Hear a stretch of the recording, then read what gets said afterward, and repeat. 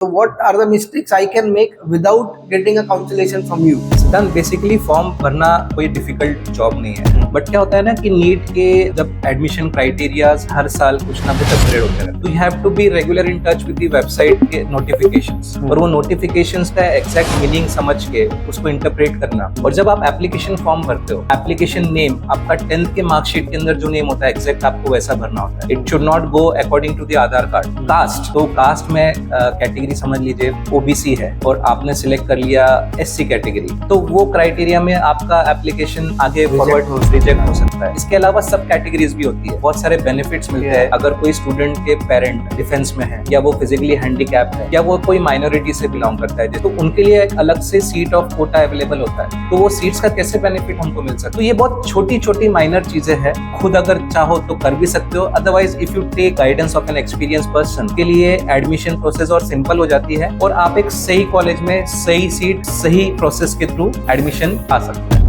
भाई आज बहुत टाइम के बाद पॉडकास्ट डाल रहा हूँ। आज का पॉडकास्ट थोड़ा अलग है।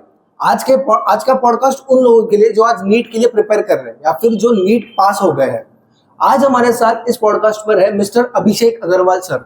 अभिषेक Agrawal sir is an educator since last 8 years। वो इस इंडस्ट्री में है 8 साल से, और वो एक एजुकेशन इंस्टीट्यूट चलाते हैं जहाँ पर वो 11th और 12th का कोचिंग भी कराते हैं, जिनका कुछ तो भी पीएम एकेडमी करके उनका एकेडमी है। Then also he has tied up with admission simplified करके एक इंस्टीट्यूशन है in Latur, the core branch is in Latur.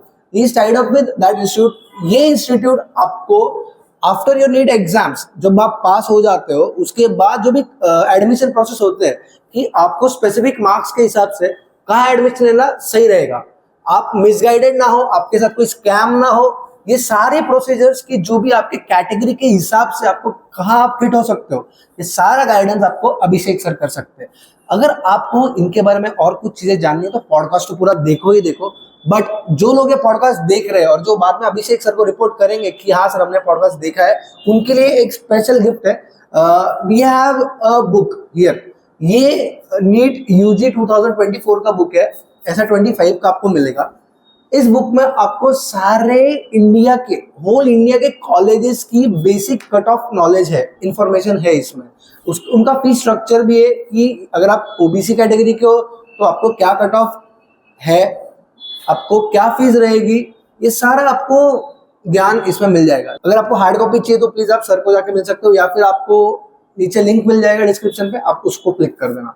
Alright guys, so let's go with and talk with mister Abhishek Agrawal. Welcome to the podcast sir, thank you for coming to our show. बहुत अच्छा लग रहा है। आज हमारे साथ एक काउंसलर है, काउंसलर जो नीट एग्जाम जो मेडिकल के लिए जाते हैं, प्रिपेयर करते हैं, फिर जो एमबीबीएस के लिए एडमिशन लेते हैं। So he is the guy who will guide you जब आप पास हो जाओगे कि कहाँ जाना है, कौन सी डायरेक्शन सही है। Sir so I would like to know कि आप ये आपने ये क्यों चूज किया कि मतलब why to guide people after exam and not just before exam. मतलब वेल सिद्धांत, इसका आंसर ऐसा है कि like I am into education industry from last 8 years in Dhule. मेरा बेसिक एजुकेशन सब दुलिया में ही हुआ है, from nursery to engineering you can say. So जब मैंने अपनी journey as an educator start की, so right now I am also running an coaching institute of IIT JEE NEET as well as the foundation courses. और उसके अंदर major चीज हम लोग टीचिंग तो प्रोवाइड करते हैं हर एक बच्चे को। What is the name of the institute? Pro mentors institute, PM institute. Pro mentors institute कहाँ है दुनिया में? ये धुले में एक्चुअली 2 ब्रांचेस है इसकी। एक जो है रेलवे स्टेशन जो धुले का है मेन, उसके पास है, और एक गुरुद्वारा के बैक साइड जो डॉक्टर SVKM को वॉल कंपाउंड को लग के ही है, डॉक्टर आनंद इंग्लिश जूनियर कॉलेज जो है, उसी के अंदर इंटीग्रेटेड प्रोग्राम चलता है JEE और नीट का। So I am running 2 institute in Dhule. At the same time आपका जो क्वेश्चन था कि how I came into this industry, it is like the thing is कि आफ्टर कोचिंग का गाइडेंस भी मैंने क्यों स्टार्ट किया। Before coaching I am already providing. Correct, मतलब पहले ऑलरेडी 11th 12th के बैचेस चल रहे थे। यस, चल ही रहे हैं as of now. Yes, and then you thought कि अभी आपको आफ्टर बैच आपको ये थॉट क्यों हुआ कि भाई उसके बाद भी काउंसलिंग जरूरी है? Yes, because I as an मैं भी 11th 12th कर रहा हूँ, इंजीनियरिंग कर रहा हूँ। मेरे को काफी दिक्कत आई थी after I passed my JEE मेरे को बहुत मतलब कंफ्यूजन बहुत था कि कौन सा कॉलेज चाहिए कौन सा नहीं है. राइट राइट आई थिंक जरूरत होती है काउंसलर की, but I don't know what was your reason. उसका इम्पोर्टेंस आप नहीं समझ पा रहे होंगे तक. Yeah. एग्जैक्टली वही एक पॉइंट है.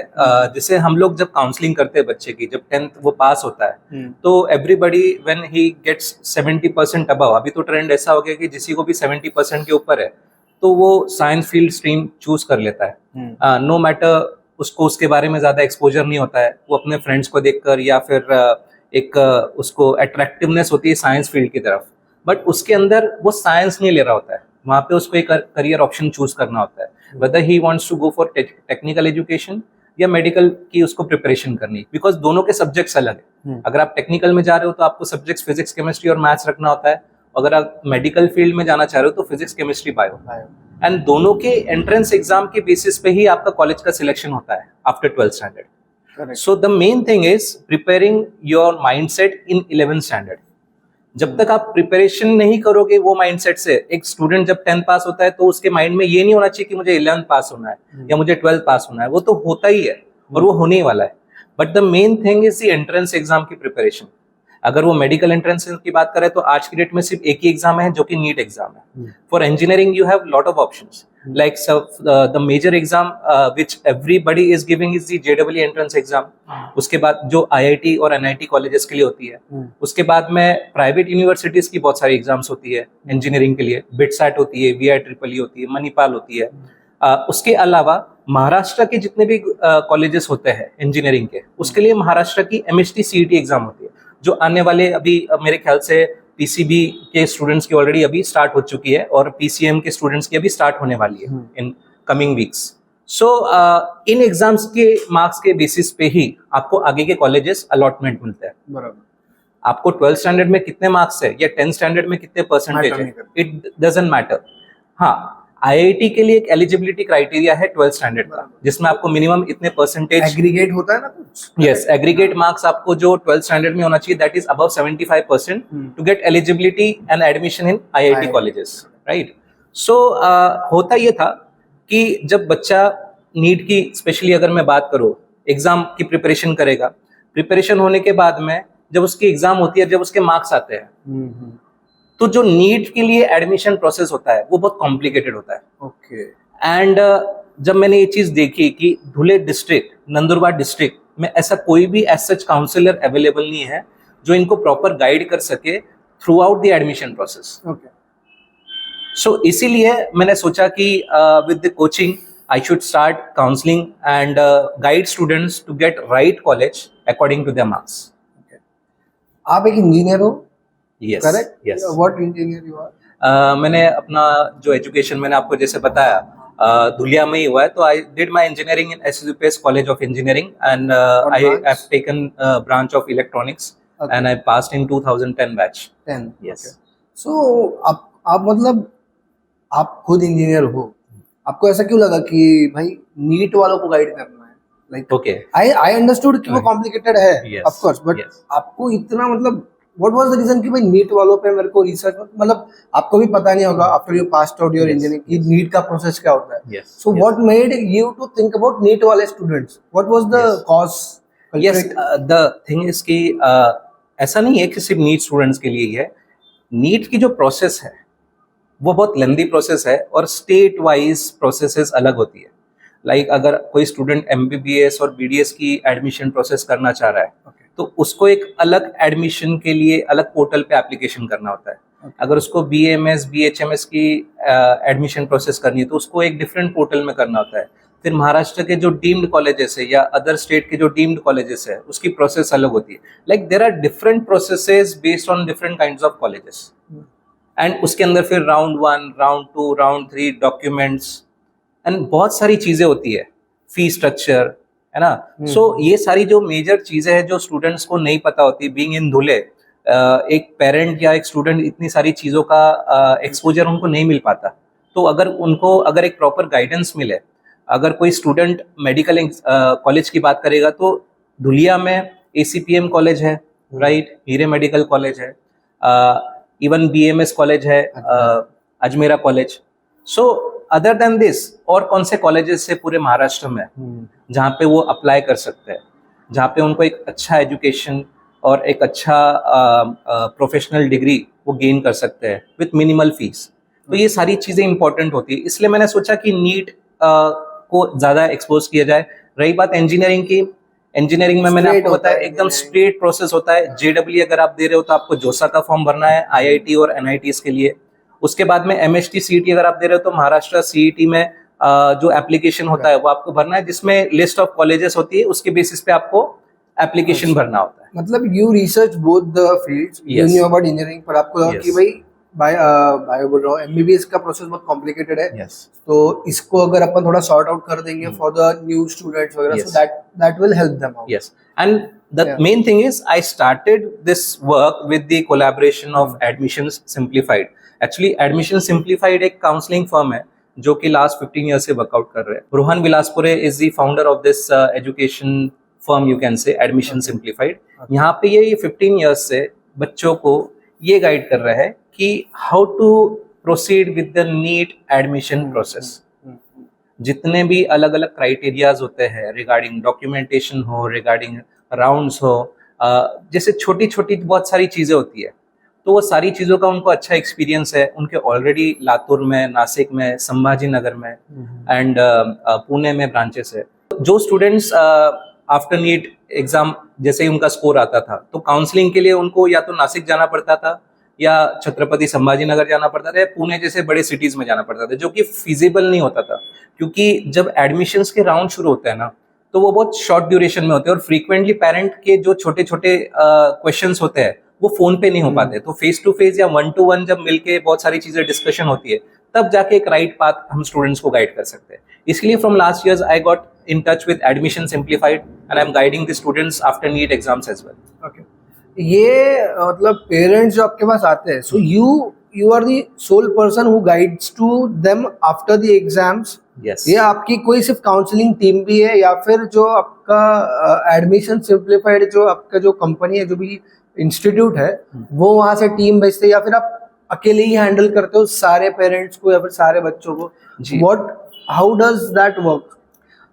बेसिकली एडमिशन सिंप्लीफाइड के जो धुले, नंदुरबार एंड जलगांव के ऑपरेशन ये मैं ये देखता आपको दिए गए? यस, प्रोसेस सेंट्रलाइज होता है। आप नासिक में भी जाओगे तो आपको सेम गाइडेंस मिलेगा, राइट? आप लातूर के मेन ब्रांच में भी जाओगे तो आपको सेम गाइडेंस मिलेगा। Correct. When students come to us, we give us the brief idea कि उसके अंदर कैसे प्रोसेस होती है, क्या डॉक्यूमेंट्स लगेंगे, क्या कट ऑफ के अंदर आपको कौन सा कॉलेज मिल सकता है, राइट? ये एक बेसिक जनरल इंफॉर्मेशन हो गई। उसके बाद में एप्लीकेशन फॉर्म फिलअप अगर वो करता है, अगर वो धुले का स्टूडेंट है तो वो नासिक तो जाएगा नहीं, उसका फॉर्म फिलअप का प्रोसेस भी हम लोग यहाँ पे प्रोवाइड करके देते हैं उसको। वो होने के बाद में एक सेंट्रलाइज जूम मीटिंग होती है जिसमें हर ब्रांच के पेरेंट्स कनेक्ट होते हैं। जब एडमिशन प्रोसेस स्टार्ट हो जाती है तो जूम कॉल के थ्रू, जूम मीट के थ्रू एक जनरल इंफॉर्मेशन हम लोग सभी को प्रोवाइड करते हैं। हम लोग मतलब आप अकेले या फिर नहीं, ये इसके अंदर पूरी टीम है, 8 से 10 लोग। यस, एडमिशन सिंप्लीफाइड में। अच्छा, yes, मतलब आप सारे counsellors Yes. Across the Maharashtra और India, yes, you yes. gather on Zoom meeting, yes, and then parents join the meeting, Yes. and you guys deal with all the questions. yes, उनको information भी दी जाती है और उनके Okay. मन में कुछ और एडिशनल क्वेश्चंस भी है, तो वो भी वहाँ पे हम लोग One by one sort करते हैं। One by one sort out करते हैं। So face to face आने की जरूरत तो नहीं होती है दुलिया में? मतलब अगर कोई दुलिया का पेरेंट है या फिर कोई शिरपुर का पेरेंट है, उसको अगर आपको मिलना है, Yes. मिल के डिस्कस कर सकता है वो? यस, उसके लिए कन्वीनियंट हो गया। Okay. अगर वो, क्योंकि बहुत सारे पेरेंट इवन अगर मैं उसको कॉल पे बताऊंगा तो they are more keen to know कि मैं जाके मिल लूं।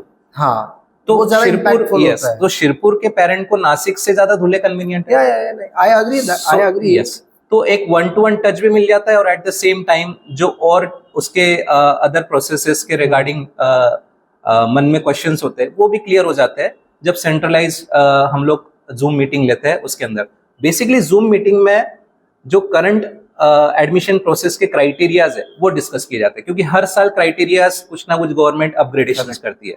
बाकी प्रोसेसेस तो फॉर्म्स फिलअप के हर एक के ऑफिसेस में होते हैं, जैसे धुले के धुले ऑफिसेस में होंगे, नासिक के ऑफिसेस में होंगे, लातूर के ऑफिसेस में होंगे। तो इस तरीके से पूरा प्रोसेस टीम के अंडर में किया जाता है। धुले में भी मेरे पास 2 से 3 लोगों की टीम है जो ये सारी अच्छा, प्रोसेसेस के अंदर गाइड करती है। Okay, so suppose I am a student, मैं 11th ट्वेल्थ पास कर चुका हूँ, मैंने बायोलॉजी लिया था इन ट्वेल्थ एंड मेरे को अच्छे ग्रेड्स आए और अभी मेरे को एमबीबीएस में कॉलेज में एडमिशन लेना है. So what is the first thing I should do after my results? पहले बात तो मेरे को एग्जाम देनी नीट का. सपोज मेरे को नीट में अच्छा स्कोर आया और फिर अभी मेरे को कुछ पता नहीं है, मेरे को बस कुछ अच्छे कॉलेजेस पता है कि भाई यहाँ दुलिया का ये कॉलेज है, उधर का वो कॉलेज है, वहाँ का और एक कॉलेज है, बट मेरे को एग्जैक्टली पता नहीं है कि ये मेरे मार्क्स पे मेरे को कौन सा कॉलेज मैंने अप्रोच करना चाहिए. जो फॉर्म फिलिंग प्रोसीजर होता है, जो भी what you guys call it, I don't no, जो भी फॉर्म फिलिंग होता है, प्रायोरिटीज कौन से कॉलेज को देने चाहिए, कौन से नहीं देने चाहिए, I am very blank about it. तो what should be I be doing now? अगर मैं आपके पास आ रहा हूँ कि अभिषेक सर ये मेरा मार्कशीट है, ये मेरा ऑनलाइन स्कोर आया है, अभी मैं क्या करूँ? So what will you recommend me at this stage after this? सबसे फर्स्ट पॉइंट, जब आपका नीट का स्कोर आता है तो सबसे मेन चीज है डॉक्यूमेंट्स. ओके, डॉक्यूमेंट्स मतलब व्हाट काइंड ऑफ डॉक्यूमेंट्स मेरे को लेके आना पड़ेगा? बेसिक डॉक्यूमेंट्स तो हर पेरेंट जानकारी रखता है, जैसे उसका स्कोर कार्ड, जैसे रिजल्ट आता है तो स्कोर कार्ड अवेलेबल हो जाता है. नीट का स्कोर कार्ड, यस. ओके, वो हार्ड कॉपी होता है या फिर सॉफ्ट? उसका हार्ड कॉपी, सॉफ्ट कॉपी आपको वेबसाइट पे अवेलेबल हो जाती है, आप उसको डाउनलोड करके यस उसका प्रिंट निकलवा सकते हो. उसके बाद में आप कौन से कास्ट से बिलोंग करते हो तो कास्ट सर्टिफिकेट, यस. उसके बाद में 10th स्टैंडर्ड का मार्कशीट तो लगता ही लगता है. बहुत सारे पेरेंट्स सिर्फ मार्कशीट लेकर आते हैं हमारे पास, बट 10th के मार्कशीट के साथ में 10th का पासिंग सर्टिफिकेट भी इम्पोर्टेंट होता है, जो कि बहुत सारे पेरेंट्स को नहीं पता होता है. और 10th का पासिंग सर्टिफिकेट जनरली मार्कशीट के साथ नहीं मिलता है, वो बाद में हम लोगों को अप्लाई करके या स्कूल से कलेक्ट करना पड़ता है, जो भी स्कूल में स्टूडेंट पढ़ा हो 10th स्टैंडर्ड. उसके अलावा कास्ट सर्टिफिकेट के अलावा जो कैटेगरी वाइज स्टूडेंट्स होते हैं जैसे ओबीसी, उसके अलावा नेशनलिटी एंड डोमिसाइल सर्टिफिकेट की भी रिक्वायरमेंट होती है, जो कि स्टूडेंट्स को इजीली अवेलेबल हो जाता है कोई भी तलाटी ऑफिस के अंदर. वो डॉक्यूमेंट इंपॉर्टेंट होता है. कास्ट सर्टिफिकेट के अलावा अगर स्टूडेंट ऑल इंडिया कोटा की प्रोसेस के लिए अप्लाई कर रहा है, यानी कि महाराष्ट्र के बाहर के कॉलेजेस के लिए अप्लाई कर रहा है, यस, तो उसके लिए सेंट्रल कास्ट सर्टिफिकेट भी होना जरूरी होता है. और सेंट्रल कास्ट सर्टिफिकेट जो है वो 31 मार्च के बाद का होना चाहिए जनरली, क्योंकि उसकी वैलिडिटी 1 ईयर की होती है. ओके, सो उसके अंदर एप्लीकेशन जब वो कर रहा है AIQ कोटा में, तो उसको वो देखना है कि सर्टिफिकेट में जो वैलिडिटी है वो नेक्स्ट ईयर तक की वैलिडिटी होनी चाहिए. अदरवाइज अगर उसका एडमिशन हो जाता है तो at the time of physical verification उसका एडमिशन कैंसिल हो सकता है, या फिर उसको कोटा नहीं मिलेगा. यस, एक ही बात हो, या तो एडमिशन कैंसिल हो जाएगा या उसका सीट मिलेगी नहीं और पूरा साल उसका बर्बाद हो जाएगा. मतलब ये उसका सेंट्रल कास्ट सर्टिफिकेट बोला. यस, सेंट्रल कास्ट सर्टिफिकेट का जो वैलिडिटी डेट होता है वो 31 मार्च के बाद का होना चाहिए. यस, 1 साल की वैलिडिटी. 1 साल की वैलिडिटी, मतलब अगर मेरा सपोज फरवरी में खत्म हो रहा है अगले साल के, तो वैलिड है वो. यस, तो वो वैलिड है. अगर ये साल की फरवरी को, तो हम लोग अगर अभी एडमिशन प्रोसेस के लिए अप्लाई कर रहे हैं तो वो एप्लीकेशन प्रोसेस के थ्रू वो उसके अंदर डेट वैलिड होनी चाहिए. लाइक अगर 2025 भी चल रहा है तो it should be showing validity till 2026 in the certificate. Okay, so lot of students make this mistake. Yes, yes. Okay, so अभी मैंने फॉर्म्स भर दिए, करेक्ट, मेरे सारे डॉक्यूमेंट्स आ गए. ये डॉक्यूमेंट्स मुझे आपके पास लेके आने? ऑब्वियसली ये सारे डॉक्यूमेंट्स जब आप लेके आते हो तो ये सारे डॉक्यूमेंट्स हम वेरीफाई करते हैं. इसमें अगर कोई चीज की कमी होती है, फीस चार्ज करते हो ये सब प्रोसेसेस की? Basic as a institution, yes, there is a basic counseling fees which we charge for doing all the process. जहाँ पे डॉक्यूमेंट्स वेरिफिकेशन से लेके फॉर्म फिलअप से लेके टिल द राउंड्स, जैसे टोटल 3 राउंड्स होते हैं इसके अंदर. उसके बाद में मॉपअप राउंड्स होते हैं, जो कि जब तक सीट्स अवेलेबल होती है जिन जिन कॉलेजेस में, तब तक वो राउंड्स ऑनलाइन चलते ही रहते हैं जब तक सीट्स खत्म नहीं होती. So we guide through the entire process, through the entire rounds. और जितने भी राउंड्स होते हैं उसके अंदर कॉलेजेस की लिस्ट प्रोवाइड करने से लेके प्रेफरेंस लिस्ट क्या होती है वो प्रोवाइड करने से लेके एवरीथिंग इज प्रोवाइडेड. सपोज मैंने आपके पास नहीं आया, मैं बोला ठीक है ये तो मैं भी कर लूंगा, किसी दोस्त को पूछ लूंगा कि भाई मेरे को ये भरना है, तूने लास्ट ईयर भरा था, तेरा लगा नहीं तो मेरे को भी गाइड कर दे. तो मैंने मेरे दोस्त को पूछ के ये सारे फॉर्म्स भर दिए, कॉलेजेस भी डाल दिए. तो क्या पॉसिबिलिटी हो सकती है कि मैं मिसगाइड हो रहा हूँ या फिर मेरे से कोई गलती हो सकती है? So what are the mistakes I can make without getting a consultation from you और an expert? Okay Siddhant, basically form भरना कोई डिफिकल्ट जॉब नहीं है. एज यू से कि आप पूछ के भर सकते हो, बट क्या होता है ना कि नीट कि जब एडमिशन क्राइटेरियाज हर साल कुछ ना कुछ अपग्रेड होते रहते हैं, तो you have to be regular in touch with the website के नोटिफिकेशंस, और वो नोटिफिकेशंस का एग्जैक्ट मीनिंग समझ के उसको इंटरप्रेट करना, ये एक एक्सपीरियंस पर्सन के गाइडेंस में करो तो एनी टाइम फेवरेबल है, मैं तो ये कहूँगा। और जब आप एप्लीकेशन फॉर्म भरते हो तो बहुत छोटी छोटी चीज़ें होती है, लाइक सबसे इम्पोर्टेंट एप्लीकेशन नेम, आपका 10th के मार्कशीट के अंदर जो नेम होता है एग्जैक्ट आपको वैसा भरना होता है, right. It should not go according to the Aadhaar card, वो जाना चाहिए 10th के आपका जो मार्कशीट है उसके अकॉर्डिंग। उसके अलावा आपने जेंडर जो सिलेक्ट किया है वो प्रॉपर होना चाहिए, male female. Caste, when you select the caste, right, तो कास्ट में कभी अगर आपकी कैटेगरी समझ लीजिए ओबीसी है और आपने सिलेक्ट कर लिया एससी कैटेगरी या एसटी कैटेगरी या any other category which is not concern to you, तो वो क्राइटेरिया में आपका एप्लीकेशन आगे फॉरवर्ड रिजेक्ट हो सकता है, राइट। तो ये छोटी छोटी चीजें, इसके अलावा सब कैटेगरीज भी होती है, बहुत सारे बेनिफिट्स मिलते हैं। अगर कोई स्टूडेंट के पेरेंट डिफेंस में है, या वो फिजिकली हैंडीकैप है, या वो कोई माइनॉरिटी से बिलोंग करता है, जैसे जैन माइनॉरिटी या मुस्लिम माइनॉरिटी के, तो उनके लिए एक अलग से सीट ऑफ कोटा अवेलेबल होता है। तो वो सीट्स का कैसे बेनिफिट हमको मिल सकता है। या फिर अगर मैं बोलूँ, पिछले साल जैसे मेरे पास एक कैंडिडेट था जो शिरपुर से था, तो वो गर्ल थी और वो शिरपुर से बिलोंग करती, तो शिरपुर से जो बिलोंग करने वाले स्टूडेंट्स है वो हिली एरिया के अंडर में आता है। Hilly area, yes, rural type. लेकिन हिली एरिया के स्टूडेंट्स के लिए हर कॉलेज में एक कोटा है सीट्स का। अगर वो डॉक्यूमेंट्स वहां पे प्रिक्योर करके एप्लीकेशन फॉर्म भरने के टाइम वहां पे सिलेक्ट करेगा सब कैटेगरी में कि हिली एरिया का स्टूडेंट है वो, और वो उसके साथ में उसका डॉक्यूमेंट भी अपलोड करेगा, तो उसका बेनिफिट उसको मिलेगा, ना कि सिर्फ फीस में बल्कि कट ऑफ में भी मिलेगा। तो उसको वो सीट मिलने के चांसेस ज्यादा रहेंगे।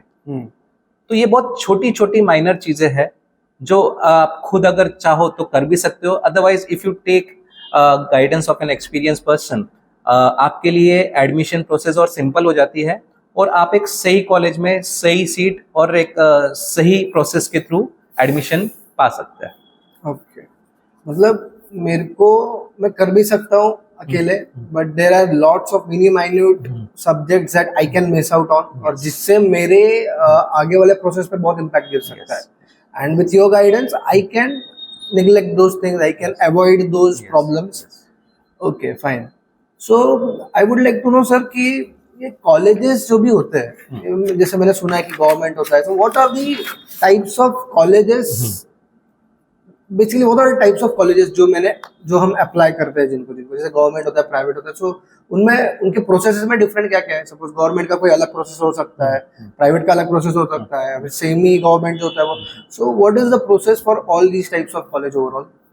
देखिए, बेसिकली एमबीबीएस के लिए 3 कैटेगरीज ऑफ कॉलेज होते हैं। एक होते हैं गवर्नमेंट। गवर्नमेंट कॉलेज के लिए अगर आप अप्लाई कर रहे हो तो सबसे पहले तो आप ये देखिए कि आपके मार्क्स कितना है। बिकॉज अगर मैं लास्ट ईयर के कट ऑफ की बात करूँ तो अराउंड 630 के अबाव जिसको मार्क्स थे उन्हीं को गवर्नमेंट कॉलेज में एडमिशन मिला। 630 मार्क्स आउट ऑफ 720। सो ये स्कोर सबसे इंपॉर्टेंट होता है when ever you apply for a government college. Second, अगर आपके मार्क्स 600 या उसके अबाव है अराउंड, तो आप प्राइवेट कॉलेज के लिए अप्लाई कर सकते हैं, राइट। अगर मैं धुलिया की बात करूँ, आपको एक सिंपल एग्जांपल देता हूँ। गवर्नमेंट कॉलेज लाइक हीरे medical college is the government college, right. अभी हीरे मेडिकल कॉलेज गवर्नमेंट कॉलेज है तो उसका फीस जो है वो गवर्नमेंट के अनुसार बहुत कम फीस होता है। Like this year the government college fees was 1,40,000 per year for the open category, और उसके लिए कट ऑफ मार्क्स चाहिए मिनिमम 630 के ऊपर। Okay, for the open category, yes, for the open category. And second is the semi government which is government aided but private college. Autonomous? No, private. Semi government, autonomous अलग हो गया। इसमें autonomous वाला process नहीं होता है। पहले मैं आपको सेमी गवर्नमेंट समझाता हूँ। For example ACPM college, ACPM medical college में भी एमबीबीएस होता है। वहां पे अगर आपको एडमिशन लेना है तो आपके 595, 596 के अबाव मार्क्स होने चाहिए थे लास्ट ईयर, यानी कि अप्रोक्सीमेटली बताओ तो 600 अबाव ओपन कैटेगरी के लिए। तो आपको वहां पे जो फीस स्ट्रक्चर है 8,50,000 के अराउंड वहां पे फीस है। आप कंसिडर करो गवर्नमेंट की फीस 1 लाख पर ईयर, 8,50,000, 50,000 रुपए। Yes, I never knew. Yes, तो गवर्नमेंट की फीस में एसीपीएम की फीस है। यस, ये एसीपीएम, यस, ये धुलिया के एसीपीएम प्राइवेट कॉलेज है, private. Government by aided, government. Yes, aided by government. अभी गवर्नमेंट एडेड का मीनिंग ये है, अगर आप ओपन कैटेगरी हो तो आपको फुल फीस भरनी है, अगर आप ओबीसी कैटेगरी के हो तो आपको 50% फीस लगेगी। इवन गवर्नमेंट एडेड में, यस, गवर्नमेंट एडेड में, बिकॉज आपके पास ओबीसी का कास्ट सर्टिफिकेट होगा तो उसके बेसिस पे आपको गवर्नमेंट से 50% फीस बेनिफिट मिलता है। इवन जो ओपन, जो एक इंपॉर्टेंट चीज होती है, जो ओपन कैटेगरी के स्टूडेंट्स है, they can apply the admission in the category of EWS, economic weaker section, जिनका पेरेंट्स का इनकम 8 lakhs पर ईयर से कम है, they come under this category of EWS. तो उनको भी जब वो एप्लीकेशन करते हैं तो उनको भी गवर्नमेंट से 50% का फीस बेनिफिट मिलता है, अगर वो सेमी गवर्नमेंट कॉलेज के लिए एडमिशन अप्लाई करते हैं और वहां पे उनको एडमिशन मिलता है तो। उसके बाद में वीजे, एससी, एसटी, इनको तो ऑलमोस्ट 90% से 100% तक का फीस बेनिफिट मिलता है, अगर वो गवर्नमेंट है तो भी और वो गवर्नमेंट एडेड है तो भी। तो ये हो गए 2 कैटेगरीज। तीसरा कैटेगरी है डीम्ड यूनिवर्सिटी का, जो आप ऑटोनोमस बोल रहे थे, it doesn't come under autonomous, it comes under deemed university.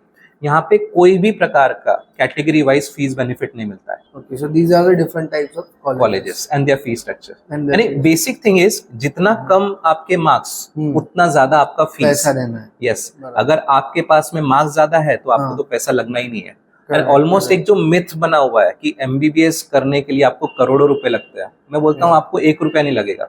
ये तो मैंने आपको अभी सिर्फ 3 कैटेगरीज बताई, एक प्राइवेट, एक गवर्नमेंट, एक प्राइवेट और एक गवर्नमेंट एडेड, राइट, और एक डीम्ड यूनिवर्सिटी, राइट।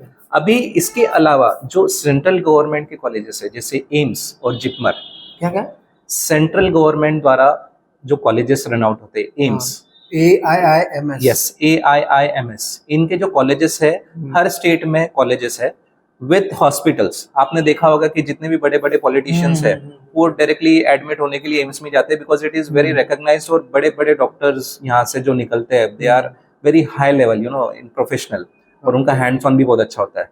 तो जो स्टूडेंट्स 680, 690, 700 के ऊपर मार्क्स लाते हैं in NEET, they get directly seats in AIIMS, और वहां पे इवन ओपन कैटेगरी वाले स्टूडेंट का फीस 2000 रुपए पर ईयर के ऊपर नहीं है। इन 2000 per year for open category you get this admission for MBBS, और वहां पे जो फैसिलिटीज है, वहां पे जो फैसिलिटीज है वो टॉप नॉच 5 स्टार फैसिलिटीज आपको मिलेगी। Like what facilities will I have? Suppose I am in AIMS.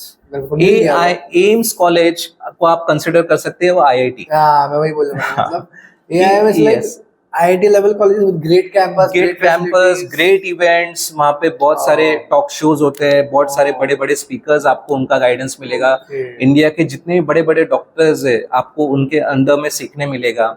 So this is basically the achievement of a student. अगर कोई स्टूडेंट अपने मेरिट बेसिस पे, इवन नो मैटर वो कितना भी गरीब हो, कितना भी नॉर्मल फैमिली से बिलोंग करता है, अगर उसने एक अच्छा मार्क्स गेन किया नीट के अंदर तो उसकी पूरी लाइफ चेंज हो सकती है। क्या बात है। ओके, सो एम्स हो गया, एम्स के बाद और एक कॉलेज बोला आपने, जिपमर एक कॉलेज है। यस, जिपमर एक यू कैन से सेंट्रल गवर्नमेंट के अंडर में आने वाले कॉलेज है, जो कि पौंडीचेरी में है। वहाँ पे भी same facilities in very minimal fees amount. आप वहाँ पे एडमिशन अगर लेते हो तो उसके लिए ऑब्वियसली मार्क्स मैटर करते हैं। 670, 680 के ऊपर आपको मार्क्स लगते हैं अगर आप जिपमर में एडमिशन लेना चाहते हो। That is a single college which is based in Pondicherry. Okay. I have some questions I would like to ask. Okay. I have already asked few questions like difference क्या होता है प्रोसेस इसमें। MBBS एडमिशन के time fees information भी आपने बता दी, that's great. College का filling form भी हो गया, कैटेगरी वाइज फीस बेनिफिट, मतलब all my questions you already answered, this is a nice thing. Suppose sir कि मेरे को 400 मार्क्स आए मेरे नीट के एग्जाम में, एंड महाराष्ट्र में तो मिलने से रहा, नो ऑप्शन, सो क्या मेरे को फिर भी एक अच्छे कॉलेज में एडमिशन मिल सकता है out of Maharashtra somewhere, like may be, I don't no, ठीक है थोड़ा दूर रहेगा, बट अच्छे कॉलेजेस में अगर जाना है तो क्या वो पॉसिबल है for a student like me 400 marks के अंदर या फिर 400 मार्क्स के आसपास विद एवरेज फीस? ओके, ऐसा नहीं, मेरे को तो ये कॉन्सेप्ट समझ गया है कि जितने आपको मार्क्स कम, उतना आपको फीस बढ़ाना पड़ेगा, बट फिर भी is there a chance? Maharashtra के बाहर कौन से कॉलेजेस हैं? महाराष्ट्र के बाहर के जो भी स्टेट्स होते हैं, जैसे कि यूपी, तेलंगाना, कर्नाटका, यहाँ पे आप एमबीबीएस के लिए ओपन सीट के लिए अप्लाई कर सकते हो। अभी लास्ट ईयर काफी स्टूडेंट्स को मेरे गाइडेंस के थ्रू बोलिए एडमिशन का काउंसलिंग, तो यूपी का क्राइटेरिया ये है कि वहाँ पे जितनी भी सीट्स अलॉटमेंट होती है वो गवर्नमेंट की एक प्रोसेस के थ्रू होती है। उनकी हर एक कॉलेज की फीस, इवन हॉस्टल की फीस गवर्नमेंट डिसाइड करता है। And when you apply there, तो आपको जैसे आपने कहा 400 मार्क्स, तो 400 मार्क्स में आपको एक अबव एवरेज अच्छा कॉलेज यूपी में मिल सकता है, जो कि अच्छे बड़े सिटीज में अवेलेबल होता है।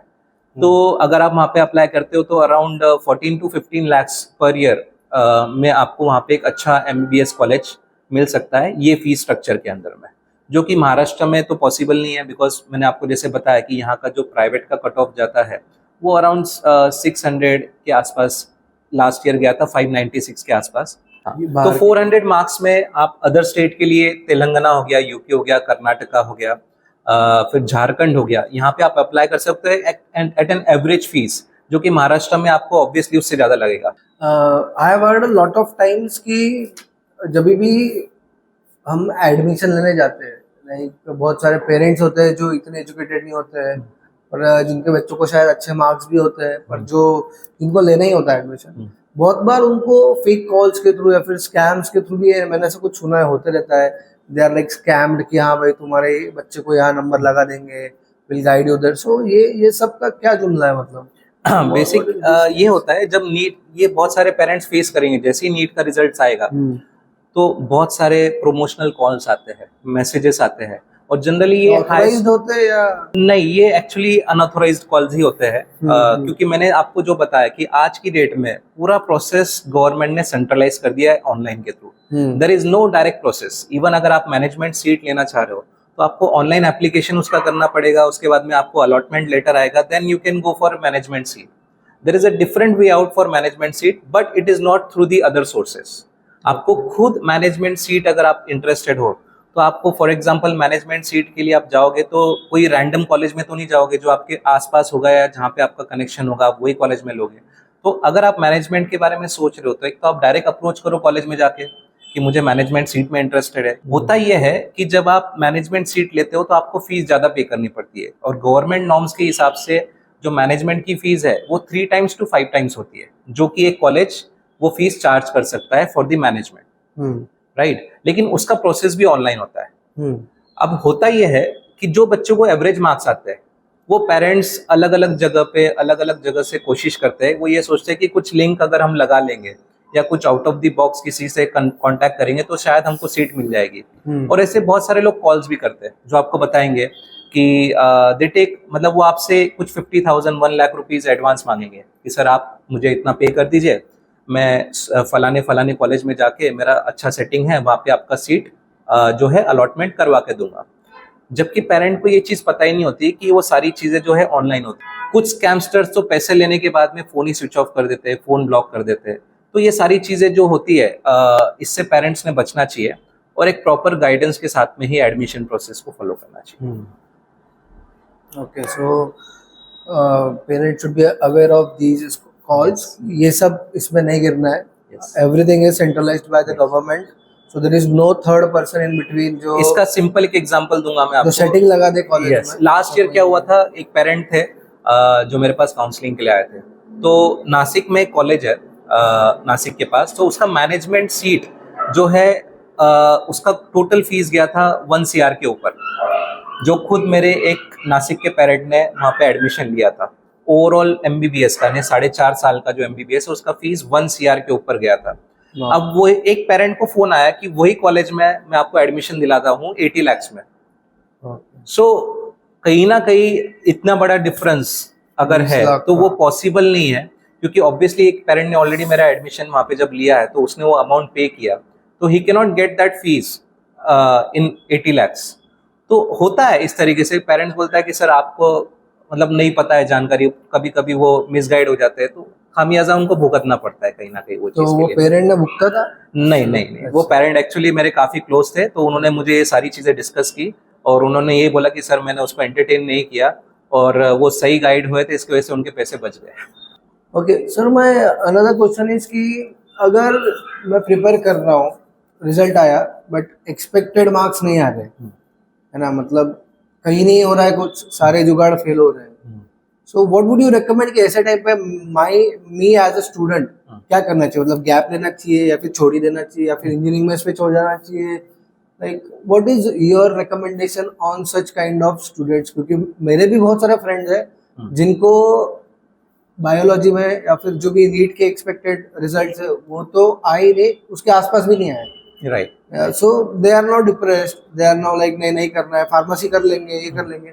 So what is the correct path according to you for the students who have not achieved their expected target in NEET? कोई भी स्टूडेंट ये सोच के प्रिपरेशन नहीं करता कि मुझे बीडीएस में एडमिशन लेना है या बीएमएस में एडमिशन लेना है. हर एक का टारगेट एक ही चीज के ऊपर फोकस होता है, एमबीबीएस. और कुछ स्टूडेंट्स और पेरेंट्स मेरे पास रिजल्ट के पहले आते हैं. तो मेरा जब उनसे डिस्कशन होता है कि आपकी प्रिपरेशन कैसे चल रही है, आप मॉक टेस्ट जब दे रहे हो आपको कितने मार्क्स आ रहे हैं, तो स्टूडेंट्स को उस टाइम पे मार्क्स आते हैं 550, 600, 650 मार्क्स. वो बताते हैं कि सर हमारे इतने स्कोर तो आ ही जाएगा. और जब एग्जैक्ट रिजल्ट आता है तो जो स्टूडेंट्स बोलता है मुझे 550 मार्क्स या 600 मार्क्स आने वाले, वो 200 मार्क्स तक भी नहीं आके खड़े होता है, या मैक्स टू मैक्स 300 मार्क्स उसको आते हैं. यस, इतना डिफरेंस यस यस, ये काफी मेजर डिफरेंस होता है. देयर आर वेरियस फैक्टर्स सिद्धांत. क्योंकि क्या है, आज के स्टूडेंट्स जो है वो रियलिटी फेस तभी करते हैं जब वो रियलिटी उनके सामने आती है. बहुत कम डेडिकेटेड स्टूडेंट्स होते हैं जो रियली नीट एग्जाम के लिए हार्डवर्क करते हैं और उनको प्रॉपर तरीका पता होता है कि नीट में कैसे स्कोर करना होता है. स्टूडेंट टेस्ट दे देता है, टेस्ट देने के बाद में उसका एनालिसिस करना, वो जो क्वेश्चंस रॉन्ग कर रहा है उसको उसके ऊपर फोकस करना है. और मेजर स्टूडेंट जितने भी, जैसे मैं खुद, जैसे आपको बताया मैं कोचिंग इंडस्ट्री में हूँ, तो जो नीट प्रिपरेशन करने वाला स्टूडेंट है ना, वो ज्यादा करके बायो सब्जेक्ट्स के ऊपर ही फोकस करता है. क्योंकि फिजिक्स और केमिस्ट्री बहुत टफ है, उसको ऐसा लगता है, क्योंकि उसमें न्यूमेरिकल्स होते हैं, कॉन्सेप्ट्स होते हैं, जो कि एक कहीं ना कहीं उसके लिए उसको ज्यादा मेहनत करनी पड़ती है. तो इसी वजह से क्या होता है, द रियलिटी और एक्सपेक्टेशंस का जब डिफरेंस होता है तो बच्चा डिप्रेशन में चल जाता है. लेकिन उस समय भी जब पेरेंट हमारे पास आते हैं आफ्टर द रिजल्ट कि स्टूडेंट को एक्सपेक्टेड था कि उसको 600 मार्क्स आएंगे, अब उसको आ गए 300 मार्क्स सपोज, तो इट डजंट मैटर. मैं उनको ये बताता हूँ कि इवन अगर वो मेडिकल फील्ड में करियर बनाना चाह रहा है तो उसके अलावा बैकअप फील्ड्स है, जैसा मैंने आपको बताया बीएमएस है, बीडीएस है, इवन फिजियोथेरेपी, बीपीटीएच, ये बहुत अच्छी फील्ड है मेडिकल की, जो कि आज की डेट में बहुत ज्यादा रिक्वायर्ड है, जिसमें कम मार्क्स में भी आपको एडमिशन मिल जाता है. स्कोप है बट उन चीजों को, फिजियोथेरेपी या फिर जो भी आप बोल रहे हैं, मैं आपको बताऊं कौन से फील्ड में स्कोप नहीं है. नहीं, ऐसा नहीं होता. यस, आज अगर कोई बीडीएस डॉक्टर भी है, so he is having a good career और एक अच्छा प्रैक्टिस उसका अगर है, एक्सपीरियंस है, तो is in a top position. अगर वो बीएमएस डॉक्टर भी है तो same goes for him as well. Physiotherapy आज की डेट में आप देख रहे हो कि जो जनरेशन्स है उनको कुछ एज के बाद में बैक पेन है ना, lower back pain, knee pain, और जो भी एक्सीडेंट्स होते हैं मेजर माइनर, उसके बाद में आज की डेट में डॉक्टर रेकमेंड करते हैं कि आप फिजियोथेरेपी ट्रीटमेंट लीजिए. और फिजियोथेरेपी डॉक्टर के पास जब आप जाते हो, राइट, तो वो एक एक सेशन का एक अच्छा खासा अमाउंट चार्ज करते हैं उनके ट्रीटमेंट का. तो और ये एक फील्ड क्यों अच्छी है, स्पेशली फॉर गर्ल्स, अगर उनको एमबीबीएस जितने मार्क्स नहीं आ रहे और अगर वो फिजियोथेरेपी फील्ड में जा रही है, तो फर्स्ट ऑफ ऑल ये इमरजेंसी फील्ड नहीं है. लाइक जैसे एमबीबीएस अगर वो करती है तो इसके अंदर इमरजेंसी पेशेंट्स और 24/7 कभी भी केसेस आ सकते हैं, जो कि एक डॉक्टर की रिस्पॉन्सिबिलिटी भी है, क्रिटिकल भी हो सकता है. क्रिटिकल भी है, तो उसके अंदर रिस्पॉन्सिबिलिटी बढ़ जाती है और एक फ्लेक्सिबिलिटी मिलती है गर्ल चाइल्ड को. अगर वो फिजियोथेरेपी में या डेंटल में जाती है, बीडीएस में, तो करियर के साथ में वो अदर थिंग्स को भी मैनेज कर सकती है. तो इसीलिए कि अगर एमबीबीएस नहीं है, इसका मतलब ये नहीं कि वो अपना करियर नहीं बना सकता है. अल्टीमेट गोल पेरेंट का ये होना चाहिए कि उसका बच्चा जो है वो सेटल होना चाहिए. तो सेटल तो वो बीडीएस डॉक्टर बन के भी हो सकता है, बीएमएस डॉक्टर बन के भी बन सकता है, फिजियोथेरेपी भी हो सकता है. इवन एक और फील्ड है जो कि वेटरनरी डॉक्टर की, वेटरनरी, यस, ये भी एक अनएक्सप्लोर्ड फील्ड है. बहुत सारे स्टूडेंट्स जिनको 400, 500 मार्क्स जो आते हैं नीट के अंदर, वो ये फील्ड को एक्सप्लोर कर सकते हैं.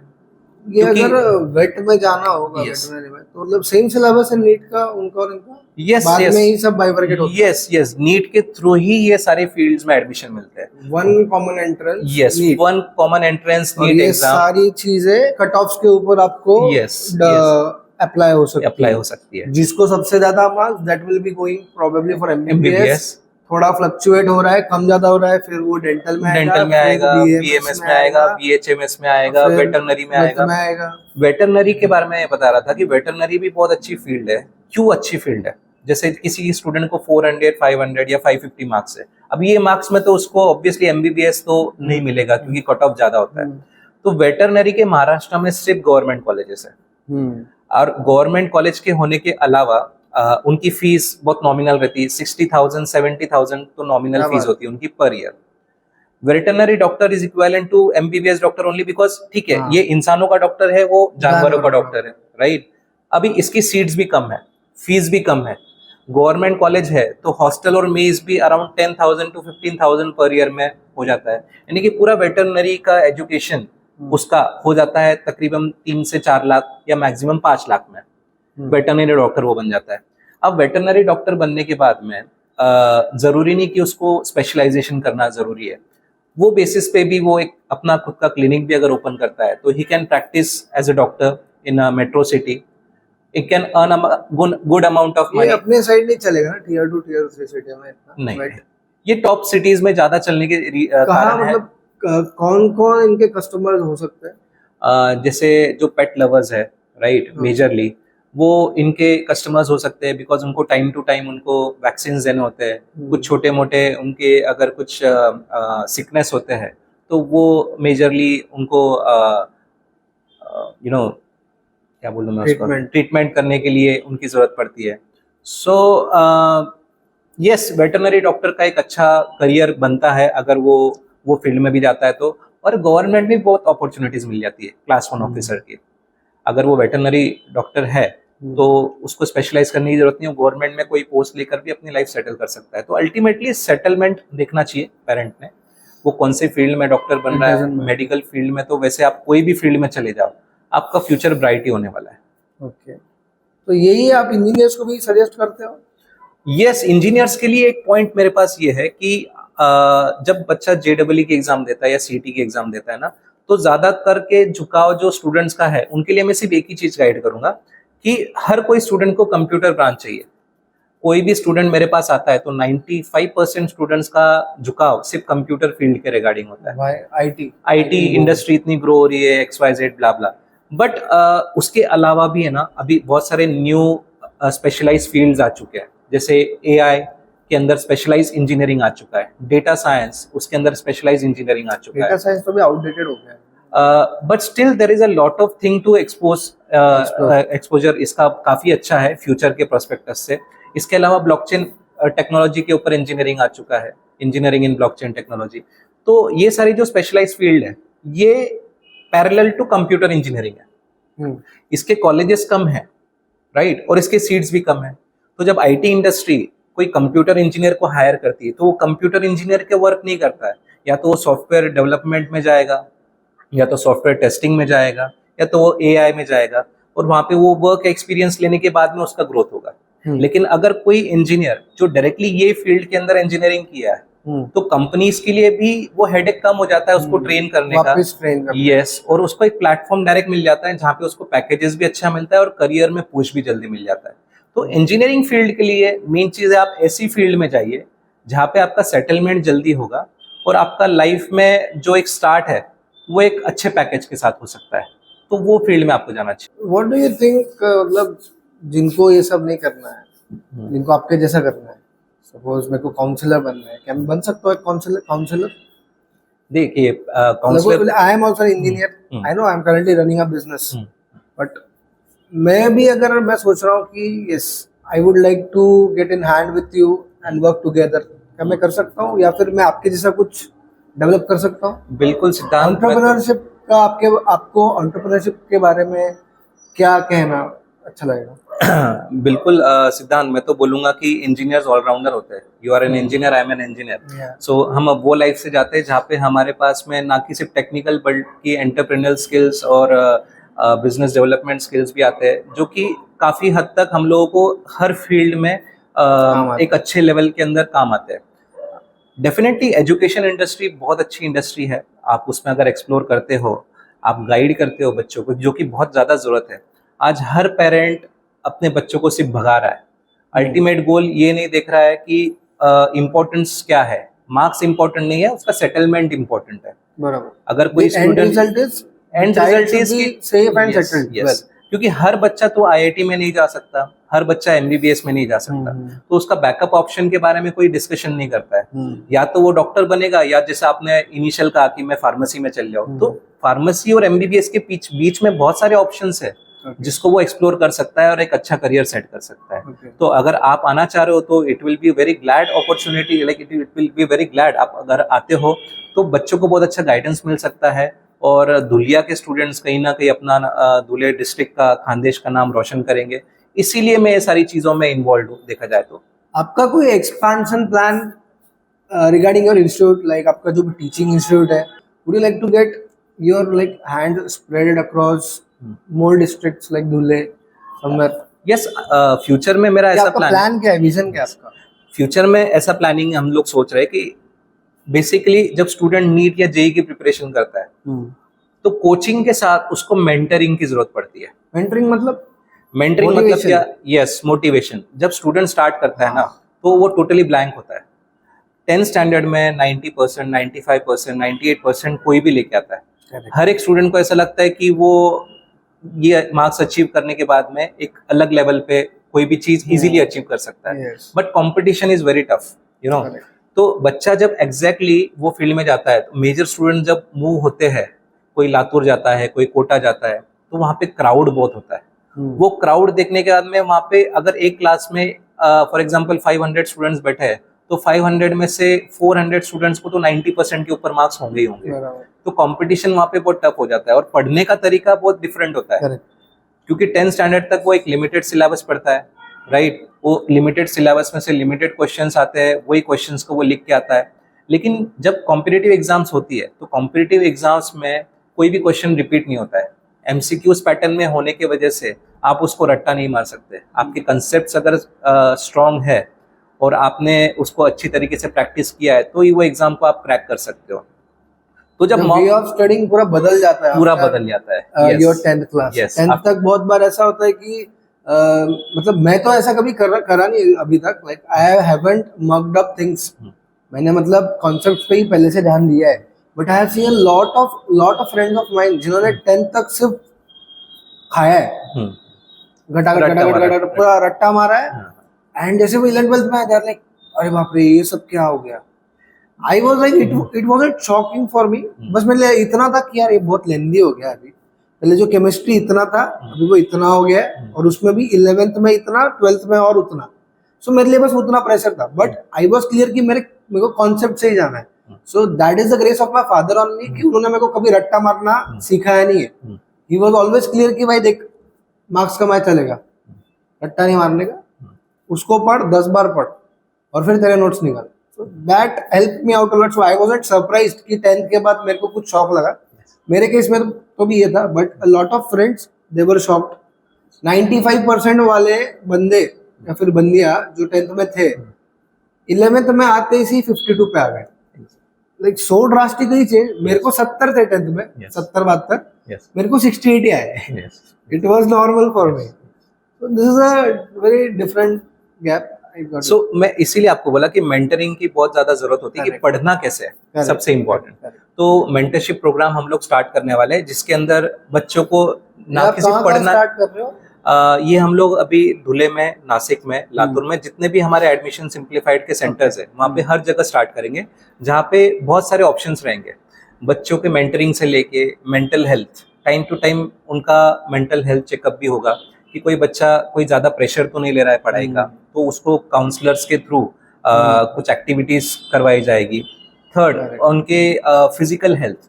बहुत सारे बच्चे जब आउट ऑफ मतलब अपने घर से दूर जाते हैं पढ़ाई करने के लिए, जैसे मैंने कहा कि धुलिया के बच्चे लातूर, कोटा वगैरह जाते हैं, तो खाने पीने के वजह से उनकी फिजिकल हेल्थ के ऊपर काफी इम्पैक्ट होता है।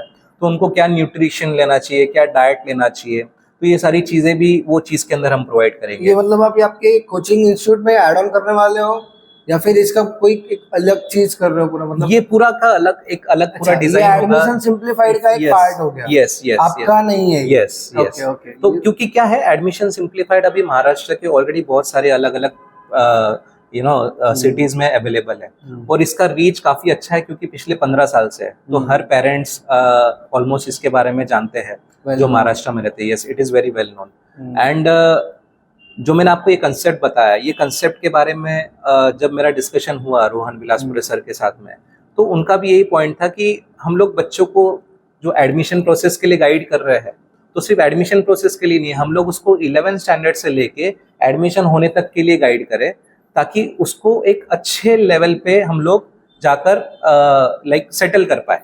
एक एटमॉस्फेयर भी एक अच्छा डेवलप करके Yes, दोगे आप yes, कि yes. उनकी जिंदगी में पढ़ाई के अलावा भी बहुत सारी चीजें जिन पर Yes, उनको ध्यान देना चाहिए, yes. लाइक हेल्थ हो गया, मेंटल हेल्थ, फिजिक्स, ये सारी चीजें बैलेंस रहेगी तो अल्टीमेटली रिजल्ट तो आना ही आना है। माइंड फ्रेश रहेगा तो Yes. ग्रास्पिंग अच्छा हो, ग्रास्पिंग अच्छा होगा क्योंकि तो रिजल्ट स्टूडेंट्स अच्छा आएगा। हर चीजें डिस्कस नहीं करते पेरेंट्स के साथ नहीं में, करते, मेरा पर्सनल ये एक्सपीरियंस Yes, है। जब वो प्रिपरेशन के लिए बाहर जाते हैं तो वो बहुत प्रेशर में रहते हैं, है ना, और क्योंकि इतना खर्चा करते हैं पेरेंट्स, इतने एक्सपेक्टेशंस के साथ में उनको वहां भेजते हैं, तो उनको मार्क्स कम आते हैं, तो उनको ऐसा लगता है कि यार मैं कुछ तो गलत कर रहा हूँ, है ना, या फिर मैं किस मुंह से अपने पेरेंट्स को बताऊं कि मेरे को इतने कम मार्क्स क्यों आ रहे हैं। Yes. इसके अलावा क्या होता है, कुछ बच्चे ऑफ ट्रैक भी हो जाते हैं क्योंकि एक सेंस ऑफ फ्रीडम उनको लगता है कि हाँ मैं तो अभी गुरु ये से बाहर आप आ जो गया भी हूँ। बोल रहे हो ना अभी, हाँ। ये सब मैंने किया है। हाँ। इन माय 11th 12th मैं पूना में था, हाँ। बाकलीवा ट्यूटोरियल्स करके मेरा कोचिंग सेंटर था।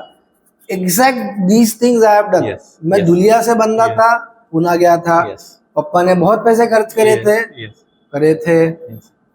मैं स्टार्टिंग में बहुत जी जान लगा के पढ़ रहा था, मार्क्स नहीं आ रहे थे, मैं डिप्रेस्ड हो रहा था कि भाई मैं कैपेबल हुआ नहीं, खुद पे डाउट्स ले रहा था। एक पॉइंट के बाद डाउट्स लेके पढ़ पढ़ के फ्रस्ट्रेट हो गया, मतलब बस पढ़ना ही नहीं। एंड आई वाज डिस्ट्रैक्टेड कि मैंने 6 महीने पढ़ना छोड़ दिया। लिटरली मैं गेमिंग में घुस गया पूरा ओके 11th के टाइम, मतलब जो होता है ना, तो यानी ऑफ ट्रैक हो गई वही आपका, बहुत जो off कि track हो गया इसकी था। वजह से होता है कि कुछ बच्चे या तो डिप्रेशन में चले जाते हैं या कुछ ऑफ ट्रैक हो जाते हैं। Yes. तो दोनों को एक ट्रैक पे रखने के लिए एक यू कैन से मेंटरशिप की जरूरत होती वेरी है। वेरी वेरी तो इंपॉर्टेंट। ये हम लोग प्लान आउट कर रहे हैं, जिसमें हम लोग बच्चों के साथ में एक पूरा शेड्यूल बनाएंगे 2 इयर्स का, जिसमें हर मंथ के में 2 बार हम लोग कुछ उनके साथ में कनेक्ट होंगे, वेदर इट इज ऑनलाइन और offline, whichever medium it is possible.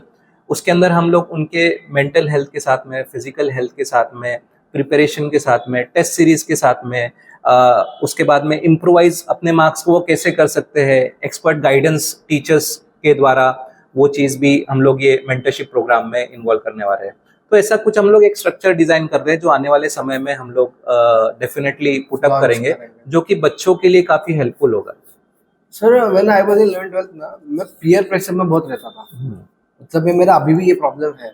Like मैं आपसे भी अच्छी से बात कर रहा हूँ, और अगर आप मेरे को बोलोगे कि तेरे को एग्जाम देना है यही चीज के बारे में, मैं लो हो जाऊंगा, मेरे से नहीं हो पाएगा, मेरे को पसीना आएगा, मेरा मतलब I will be very conscious about that thing. मतलब मेरे को अगर एक टॉपिक आ भी रहा है ना, अगर मेरे को पता चल रहा है कि मेरे को एग्जाम में यही टॉपिक के बारे में बोलना है या फिर लिखना है, मेरी फट जाएगी। तो सर ये क्यों होता है? मतलब एक स्टूडेंट की साइकोलॉजी के साथ मतलब मेरे जैसे स्टूडेंट्स को तकलीफ आती है, बहुत बार मेरे को आई है। So do you have any like advice for student like me peer pressure के बारे में? देखिए, एग्जाम प्रेशर या एग्जाम फियर ये चीज होती है because due to the lack of practice. अगर आप अपने पूरे करिकुलम को टाइम टू टाइम रिवाइज कर रहे हो, आप उसको प्रैक्टिस कर रहे हो, एंड सबसे इम्पोर्टेंट चीज है आपको रिवाइज क्या करना है। जब बच्चा कोई भी टेस्ट देता है या मॉक टेस्ट होता है, नीट का, JEE का या MST CET का, वो मार्क्स देख के ओवरलुक करके वो पेपर को छोड़ देता है और वो आगे की प्रिपरेशन करता है। अभी जहां मार्क्स उसके कट हो रहे हैं, जो क्वेश्चंस के अंदर उसको कंटिन्यूअसली कैच नहीं कर पा रहा है, तो उसको वो क्वेश्चंस के ऊपर, वो कॉन्सेप्ट्स के ऊपर फोकस करना है।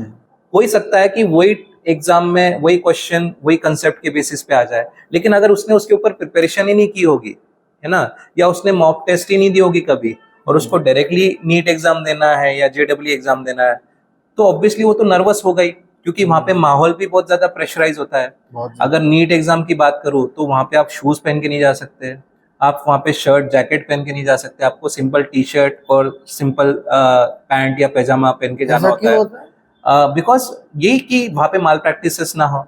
आप वहाँ पे डिजिटल वॉच पहन के नहीं जा सकते, Okay. ऑब्वियसली इलेक्ट्रॉनिक्स मीडिया वगैरह तो कुछ Precautions अलाउड है। है ही नहीं। एक सिंपल आपको पानी की बोतल भी अंदर ले जाना अलाउड नहीं होता है। Okay. यस, तो ये सारी चीजों के अंदर ऑब्वियसली जब जो बच्चा जिसने कभी कोई एग्जाम की मॉक टेस्ट या ऐसा कुछ प्रिपरेशन किया नहीं, तो वहाँ पे वो प्रेशराइज में आ जाता है, भले उसको कितना भी आए।